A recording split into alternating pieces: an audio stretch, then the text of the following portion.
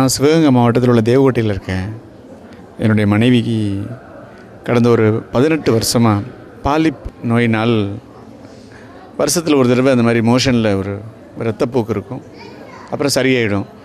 அதை கண்டுபிடிக்க முடியாமல் ஒரு அவஸ்தைகளில் இருந்தோம். அது வருஷம் எப்பாவது ஒரு தடவை வந்துகிட்டே இருக்கும். ஆனால் அவளுடைய பலவீனம் கொஞ்சம் கொஞ்சமாக பலவீனம் ஆகிட்டே இருந்துச்சு. அதை யாருமே சரி பண்ண முடியலை. இப்போ கடந்த ஒரு வருஷமாக ரொம்ப, அதாவது உணவு குழாய் அடைக்கப்பட்டதுனால உணவுகள் சரியாக உண்ண முடியாமல் தண்ணீர் மட்டுமே பருக ஆரம்பித்தா. அந்த தண்ணீர் பருகி உயிர் வாழ்கிறது எனக்கு ரொம்ப பாவமாக இருந்துச்சு, கஷ்டமாக இருந்துச்சு. இந்த பலவீனத்தோடு ஓடிட்டு இருந்த இந்த இப்போ போன வாரத்தில் படுக்கையாக இருந்துட்டா.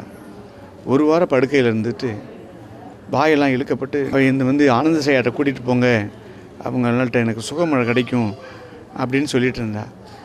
இருந்தாலும் நீ மருத்துவத்தை நீ ஒழுங்கு நடத்தினா சரியாயிடும்பா, நீ ஒழுங்கு அதை பண்ண மாட்டேங்கிற, பலவீனம் ஆயிடுச்சு உடம்புக்கு, அதாவது சத்துள்ளதாக ஏதாவது நம்ம சாப்பிட்டு இது பண்ணிக்கணும், உணவு குழாய் அடைக்கப்பட்டதுனால சாப்பிட முடியல, வேறு ஏதாவது மெடிசன் எடுத்துக்கோமே அப்படின்னு. கிடையவே கிடையாது, எனக்கு ஏதோ ஒரு விடுதலை வேணும்னா சரி நீங்கள் ஐயாட்ட போகணும் அப்படின்னு சொன்னேன். சரின்ட்டு காலையில் எவ்வளவோ மறுக்கப்பட்டு நான் அலுவலகத்துக்கு போனதுக்கப்புறம் ரொம்ப அதிகமான தாக்கம் வரும்போது காரை எடுத்துக்கிட்டு நானே ஓட்டிகிட்டு வேகமாக வந்தேன். தேவகோட்டையிலேருந்து இங்கே சேர்றதுக்கு எனக்கு 2 மணி நேரம் இல்லை, 1.25 மணி நேரத்தில் வந்திருக்கேன். அதிகபட்சமான டிரைவிங்கில் வந்தேன் நான். வரும்போது கூட அவள் பயந்துப்புறான்னு நல்லா தெரியுது, நீங்கள் வேகமாக மெதுவாக ஓட்டுங்கன்னு. ஆனால் சொல்ல முடியல, வாய் திறக்க முடியல. தண்ணின்னு கேட்ட ஒரு வழியில் நிப்பாட்டி கொஞ்சம் தண்ணி கொடுத்துலான்னு பார்த்தா வாயை திறக்க முடியல. இங்கே வரும்போது கீழே இந்த மாடிக்கு தூக்கிட்டு தான் வந்தேன். நான் தூக்கி கொண்டாந்து வச்சேன். அப்போ எல்லோரும் மண்டிக்கிட்டு உங்களுடைய பாவங்கள் போக சாபங்கள் நீங்கள், நான் ஜெபம் பண்ணுறேன், எல்லோரும் உங்கள் சாபத்தை அறிக்கையிடுங்க, பாவத்தை அறிக்கையிட்டு நீங்கள் மண்டிடுங்கன்னு சொன்னேன்.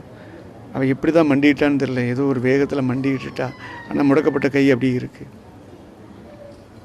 அப்படி சொல்லிகிட்டு இருக்கும்போது ஒருத்தராக பேர் சொல்லி கூப்பிட்டார். அப்போ மெர்சி, நீ கால்கள் முடக்கப்பட்டு வந்திருக்க, உனக்கு குணமாகும்னு சொன்ன உடனே நான் கண்ணை மூடிட்டு தான் இருந்தேன். கண்ணை மூடி எல்லோரும் ப்ரேயர் பண்ணும்போது நானும் கண்ணை மூடி தான் இருந்தேன். கொஞ்ச நேரம் திரும்பி பார்த்தேன். அவள் கைதட்டி மகிழ்ச்சியாக கண்ணீர் வடிச்சிட்டு இருக்கும்போது எனக்கு ரொம்ப சந்தோஷமாக இருக்கும். ஆண்டவரே, என் மனைவி வரும்போது கை தாங்கலா, இன்னொரு அக்கா என்னோட வந்தாங்க, புஷ்பாக்கா, அவங்க ஒரு பக்கம், நாங்கள் ஒரு பக்கமாக மெதுவாக கூட்டிகிட்டு மேலே வந்தோம். நடக்க முடிகிற திராணியெல்லாம் கிடையாது. கொண்டு உட்கார வச்சு அந்த ஜெபம் பண்ணி அந்த மண்டிட்டு பேர் சொல்லி இந்த காரியத்தை கை விடுதலை அடையட்டும், முடங்கப்பட்டது விரிவடையட்டும்னு சொன்ன உடனே நான் பாலிப்புங்கிற நோயில் ரொம்ப பாதிக்கப்பட்டிருந்தேன். ஒரு 9 மாதமாக சாப்பிட முடியாமல் இருந்தேன். அப்புறம் போன மாதம் கைகால் முடக்கப்பட்டு வாயெல்லாம் ஒரு மாதிரியாகி என்னை தூக்கிட்டு தான் வந்தாங்க. இங்கே திருச்சிக்கு இங்கே ஆசீர்வாத கூட்டத்துக்கு வந்திருந்தேன். பேர் சொல்லி அழைச்சி ஜெபிக்கும்போது எனக்கு பரிபூர்ண விடுதலை கிடைத்தது. எனக்கு பரிபூர்ண சுகத்தை கட்டளையிட்டார் ஆண்டவர். அற்புதம் செய்த என் தேவாதி தேவனுக்கு கொடான கொடி நன்றி செலுத்துகிறேன்.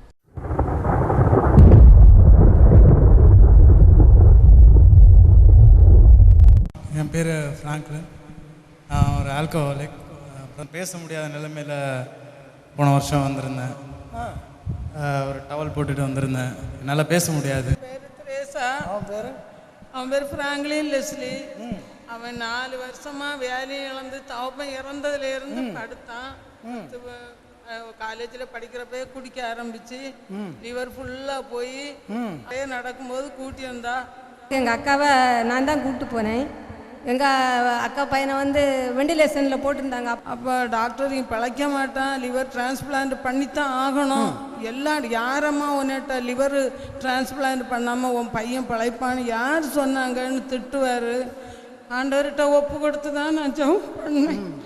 திருப்பி மீண்டுமாக கண்ணீரோடு பாரத்தோடு அந்த இடத்துல நின்று, தொடுமாப்பா ஏசப்பா, ஃப்ராங்க்லின் லெஸ்லி இப்போதே தொடும், உன்னை லிவரை வளர செய்யும் அப்பான்னு அப்போதே ஜெபம் பண்ணினேன். எனக்கு உடனே தானே பரிசுத்த ஆவியானவர் இறங்கி உடனே நீ மேடைக்கு சொல்லு மகளே அப்படின்னு என்னை உடனே அனுப்பினார். உடனே நான் சகோதரர் அவர்கிட்ட ஜெபித்தேன், மீண்டுமாக ஜெபித்தேன். சகோதரர் வழியாக அவனுக்கு லிவரை வளர செய்யும், இப்போதே செய்யும் என்று நான் பாரத்தோடு கண்ணீரோடு ஜெபித்தேன். உடனே அப்புறம் அவர் சொன்னார், மகளே நீ போ, கலங்காதே, அந்த மகனுக்கு லிவர் உடனே வளரும், நீ விசுவாசத்தோடு நம்பிக்கையோடு போ, நீ சவுண்டு போடாதம்மா, பொறுமையாக நீ ஜெபம் பண்ணு, உனக்கு கடவுள் எல்லா அதிசயத்தையும் பண்ணுவார் அப்படி என்று சொல்லி என்னை நம்பிக்கையோடு வழி அனுப்பினார்கள். வந்து வேண்டாங்க, அப்போ டிரான்ஸ்பிளான்டேஷன் பண்ணியே ஆகணும்னு டாக்டர் சொன்ன டைம். இங்கே வந்து ஒரு நம்பிக்கைக்கு அப்புறம் அங்கே போய் ஒரே வாரத்தில் வந்து அந்த லிவர் வளர ஆரம்பிச்சிது. அது வளர ஆரம்பித்தோன்னா அடுத்த வாரமே டாக்டர் சொல்கிறாரு லிவர் டிரான்ஸ்பிளான்டேஷன் பண்ண வேண்டாம். அதாவது லிவர் டிரான்ஸ்பிளான்டேஷனாக நிறைய பேருக்கு தெரியும்னு நினைக்கிறேன், மாற்று பண்ணி பிரயோஜனம் இல்லை, வேஸ்ட். அதனால் ஒரிஜினாலிட்டி கிடைக்காது. வீல் சேரில் தான் என்னை கொண்டு போவாங்க ஹாஸ்பிட்டலில். இயேசுக்கு நன்றி. பிரதருக்கு பாருங்க, அம்மா அழகாக சொல்கிறாங்க, you was working in IBM. கிட்டத்தட்ட 14 வருஷம் குடிச்சிட்டு இருக்கார். 4 வருஷம் ரொம்ப சீரியஸாக, 9 மாதம் அப்பல்லோவில் லிவரெல்லாம் கெட்டு போய் எல்லாமே போச்சு. லிவரை ரிமூவ் பண்ண வேண்டிய நிலைமை. ஈசோஃபேகஸ் உணவு குழல் அவ்வளவும் பாழாயிட்டு. இந்த டியூப் மாட்டி தான் இங்கே கொண்டு வந்துருந்தாங்க. அப்பவும் குடிய விடணும் என்கிற ஒரு எண்ணம் இல்லை. ஆனால் கர்த்தர் பாருங்க, இயேசு கிறிஸ்துனுடைய தொடுதல் அனாதியானது. அவர் முதல்ல அவரை ரட்சிக்கிறார், பிற்பாடு பாவத்தின் விளைவினால் ஏற்பட்ட கான்சிக்வன்ஸை நீக்கும்படிக்கு அந்த கிழிந்து போன ஈசோஃபேகஸ் எல்லாத்தையும் சரி பண்ணி ஆப்ரேஷன் பண்ணி ரிமூவ் பண்ணி தூர எறியணுங்கிற லிவரை கர்த்தர் புதிதாய் மாற்றி விட்டார். ஹல்லேலூயா. அது மட்டுமா, குடிக்காத மனுஷனாக மாற்றிட்டாரு. டியூப் மாட்டி பேச முடியாத மனுஷனை இப்போ பேச வைத்தார். வளர முடியாத ஒரு லிவர் வளர்ந்துருக்கு பாருங்க. அதுக்கு அர்த்தம் யாரு? யோ Jesus, my Jesus is a creator.